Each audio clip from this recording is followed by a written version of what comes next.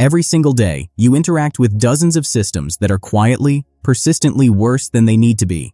The crosswalk that makes you wait too long, the packaging that fights back, the transit experience that treats your time like it doesn't matter. Most of the world has looked at these friction points and shrugged. Japan looked at them and got to work. What you're about to see isn't a collection of futuristic concepts locked behind lab doors. These are real, functioning parts of everyday Japanese life. Things that millions of people use today that make the mundane genuinely better. We're going to cover 15 of them, and by the end, you'll never look at ordinary infrastructure the same way again. Stick around for the last one. It's not what you'd expect, and it might be the most transformative of all. These aren't gimmicks. These are what happens when a culture decides that daily life is worth designing properly. Every winter, the same exhausting ritual begins across most of the northern hemisphere.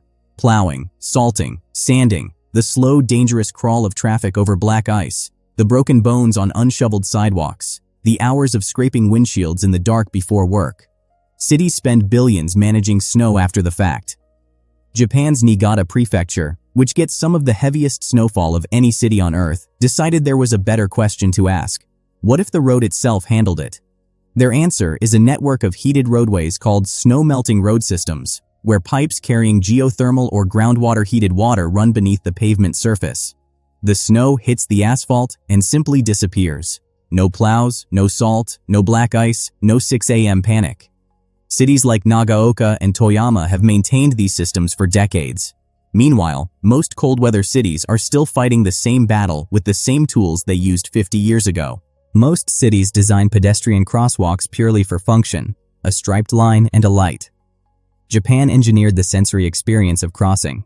Their crosswalk systems emit distinct audio tones, specific melodies that differ by direction, so visually impaired pedestrians know whether to walk north-south or east-west based on sound alone.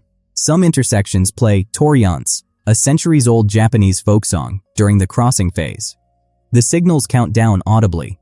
The tones modulate in speed as time runs out. What strikes people experiencing this for the first time isn't just that it's accessible, it's that it's thoughtful in a way that makes crossing the street feel considered rather than incidental. It's a small thing. It changes everything about how safe and calm a city feels to move through. You've definitely had the experience of opening food packaging and immediately destroying what's inside. The cheese that tears, the chip bag that explodes, the wrapper that requires actual effort to remove. Japan's convenience store onigiri packaging is a masterclass in rethinking a problem everyone stopped questioning. The standard onigiri wrapper uses a 3-step numbered pull system. You pull tab 1, which separates the outer plastic into 2 halves. Tab 2 pulls each half away. Tab 3 releases the seaweed sheet, which has been stored separately from the rice to stay crisp until the exact moment you eat it. The seaweed never goes soggy. The rice never gets crushed. The whole process takes about 4 seconds. It sounds almost absurdly simple once you understand it, and yet no one else thought to do it. Honestly, the packaging might be more impressive than the food. If you haven't heard of a Japanese capsule hotel yet, the name probably makes you think claustrophobia. Forget what you're imagining. The modern capsule hotel in Japan, particularly chains like 9 Hours or the Millennials, has been redesigned from a storage unit for tired salarymen into a precision-engineered sleep environment. Each pod delivers individually controlled lighting that shifts through a circadian spectrum, moving from stimulating white to warm amber as bedtime approaches. Ventilation is individual. Privacy screens are acoustic, not just visual. Luggage infrastructure, co-working space, and high-end shower facilities are shared. The result is a hotel room stripped of everything that doesn't help you sleep or work, delivered at a third of the price of a standard room. When you actually need rest, not a living room you'll never use, this is just better design. If you've spent any time in a city with fragmented, cash-only transit systems, buying separate tickets for every line, fumbling for exact change at turnstiles, watching the person ahead of you hold up an entire queue, then Japan's Suica and Pasmo IC card system will feel like the future. One tap of a card or your phone against any reader, and you're through. The system works across trains, subways, buses, taxis, and thousands of convenience stores and vending machines. The card calculates the exact fare for your specific journey, deducted automatically. You recharge it at any station machine in under a minute. The whole architecture of getting around a complex city, Tokyo's train network has over 300 stations, collapses into a single, effortless gesture. No apps required, no cell service required. Just tap and go. If you've never used a Japanese toilet, specifically a Toto washlet or similar, this is the one item on this list that is genuinely difficult to explain to someone who hasn't experienced it, because the gap between a standard toilet and a Japanese one is roughly equivalent to the gap between a garden hose and a shower. Heated seat, precision warm water cleaning, adjustable pressure and angle, automatic deodorizer, self-cleaning nozzle, dryer function, ambient sound to mask noise for privacy. Some models raise the lid as you approach and flush as you leave. These features have existed in Japanese homes since the 1980s. The washlet launched in 1980, and by 2016, over 80% of Japanese households had one. The rest of the world is, inexplicably, still sitting on cold porcelain and calling it fine. It is not fine. At 2 a.m. in most cities, your food options collapse to whatever's left in a greasy takeout bag or a sad vending machine. Japanese convenience stores. Lawson, Family Mart, 7-Eleven. Japan. Operate 24 hours a day with a hot food infrastructure that genuinely defies the category. Freshly made onigiri restocked multiple times daily. Hot Karaage chicken under warming lamps, turned on a rotation schedule so nothing sits for more than 90 minutes. Steamed Nikamon pork buns in winter. Seasonal menus updated every few weeks to keep regulars engaged. The food quality clears most sit-down restaurants in countries where this sentence seems impossible to believe. The supply chain behind it is extraordinary. Convenience store chains in Japan negotiate directly with food manufacturers and run proprietary distribution networks that deliver fresh product multiple times per day to each location. It's not fast food, it's infrastructure. Japan has one vending machine for roughly every 23 people. That's over 5 million machines nationwide, making it the highest vending machine density of any country on Earth. But the number alone misses the point. It's what's inside them. Hot canned coffee that's actually been brewed and canned at temperature. Fresh ramen dispensed in a bowl. Umbrellas. Ties. Full entrees. Sake, beer, and canned cocktails in appropriate locations. Seasonal items. Hot corn soup in winter, cold sports drinks in summer, that rotate on a genuine weather and calendar schedule. Some machines dispense fresh flowers. Others sell books. In rural areas, vending machines function as the only nearby retail point for entire communities. They're not a convenience. They're a distribution network operating without staff, overhead, or hours. When a train in Japan runs 60 seconds late, the conductor makes a formal public announcement apologizing to passengers. When delays exceed 5 minutes, printed delay certificates are issued at the exit, because employers and schools accept them as legitimate excuse documentation. The average delay for a Shinkansen bullet train over its entire operating history is under a minute. This level of precision isn't just operational pride, it's the result of a complete system redesign. Maintenance crews board trains at terminus stations and clean, restock, and inspect the entire car in 7 minutes while the train turns around. Departure timing is managed to the second by automated and human systems working in parallel. The cultural expectation that lateness is disrespectful flows upward from individuals into institutions and into infrastructure. The trains are on time because everything around the trains was designed to make them on time. Construction noise is one of those things cities worldwide have simply accepted as unavoidable. The jackhammers, the drilling, the compressors running at 7 a.m. outside your window. Japan doesn't fully eliminate it, but they've built something that gets surprisingly close. Construction sites in dense urban areas are enclosed within acoustic barrier systems, layered panels designed to absorb and reflect sound rather than just block it, combined with noise-dampening enclosures around specific equipment.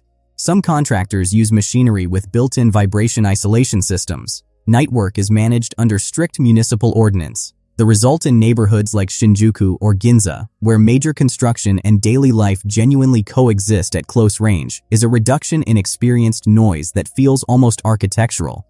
The city just sounds calmer than it has any right to. You walk into a clean store on a rainy day dragging a soaking umbrella, leaving a trail across the floor, getting water on other customers, having no good place to put it. Japan solved this with umbrella lockers. Small, keyed storage units at the entrance of stores, train stations, hospitals, and office buildings. Insert your umbrella, Take the key, retrieve it when you leave. The whole exchange takes 5 seconds. Wet umbrellas stay at the door. Floors stay dry. The social friction of managing a dripping object in a crowded indoor space disappears entirely. It is one of the smallest innovations on this list. It is also one of the clearest examples of Japan's consistent willingness to identify micro-frictions, the tiny, constant irritations of daily life, and build a physical solution rather than just expecting people to cope. Every taxi interaction outside Japan involves the same small but persistent friction, the moment of reaching for the door handle, the brief uncertainty about whether the car has actually stopped, the slight awkwardness of leaning across to pull a heavy door closed. Japanese taxis eliminated all of that with automatic passenger doors. The driver controls the rear left door remotely. It opens as the car stops, closes when you're seated and ready. You never touch it.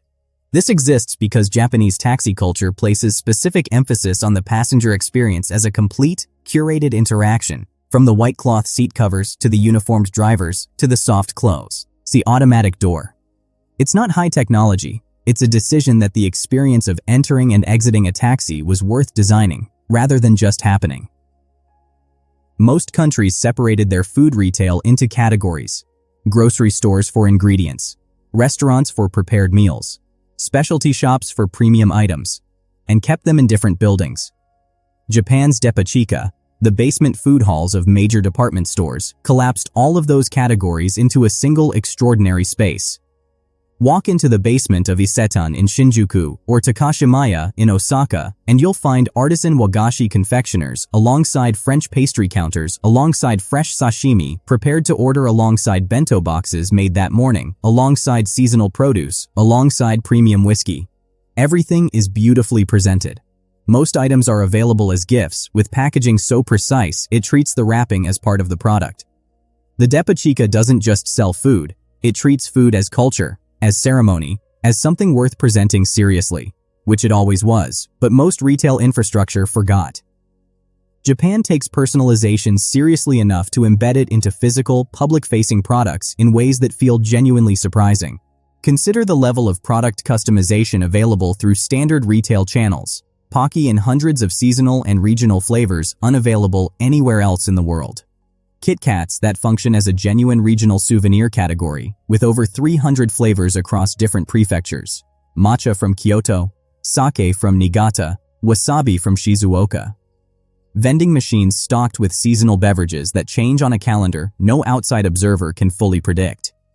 Convenience store menus that shift based on region and weather. This isn't marketing segmentation. It's a deeply embedded cultural expectation that products should respond to place and time. That buying something in Kyoto should feel different from buying it in Sapporo. That the season should change what's available. The assumption that consumption can be genuinely local and genuinely specific is baked into the entire system. There is one innovation that quietly does more for daily quality of life in Japan than almost anything else on this list, and it doesn't look like an innovation at all from the outside. It looks like a small store with bright lighting open at 3 in the morning. The Japanese convenience store, konbini, is not a convenience store in the sense that phrase means anywhere else in the world. It is a complete life infrastructure node. You can pay your utility bills at a konbini, your taxes, your concert tickets, your traffic fines. You can send and receive packages using the in-store logistics counter that connects to the national shipping network. Print documents. Get a notarized form. Receive a prescription from a connected pharmacy terminal. Withdraw cash from an ATM that works internationally. Eat a genuinely good meal. Drink decent coffee from a machine that grinds fresh beans to order. Access a fax machine if for some reason you need one. All of this in a space roughly the size of a large living room, staffed by 2 or 3 people, open every hour of every day. In rural Japan, the konbini is often the only nearby access point for banking, government services, food, and shipping. In urban Japan, it's the system that makes a city of 37 million people actually function smoothly at the granular, daily, individual level. No other country has built anything quite like it, and most people outside Japan don't fully realize it exists until they stand inside one and slowly realize they could handle most of their week without leaving. That's 15. 15 things that aren't concepts or prototypes. They're running right now. being used by ordinary people on ordinary days, making those days measurably better. Japan didn't invent innovation. But there's something specific about the way this particular culture approaches the small, repeated frustrations of daily life, with a refusal to just accept them, that produces results like these. If you found this useful or fascinating, like genuinely helps more people find it, and subscribing means you won't miss what's coming next. We're just getting started.